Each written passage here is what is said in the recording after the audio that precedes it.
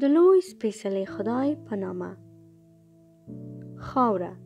لیکوال شنون دیوید، انځورگر یواک شریسته، ژباره درخت دانش کتابتون، ژبارن محب رحمان محب. خاورې ته وګوره زما ملګریه، چمن دلته ششین شوی دی. دا هغه ځای دی چې ګلونه پکې راټوکیږي، بوی ډیر خوش دی. دا هغه ځای دی چې وریجې او غنم پکې راشنه کیږي. دا هغه ځای دی چې کچالو او خواږه کچالو پکې راشنه کیږي. خاوره هغه ځای دی چیرته چې ملخ خپله ځاله جوړوي.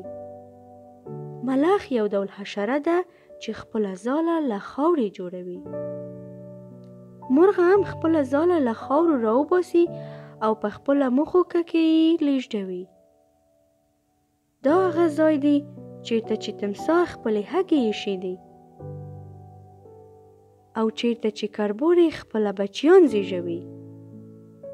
زما ملګریه وګوره، دا هغه ځای دی چې فیلان او آسان پکې ژوند کوي.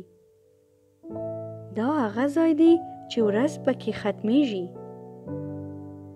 دا هغه ځای دی چې زموږ لوبې او نڅا کوو. خاوره زموږ ژوند دی.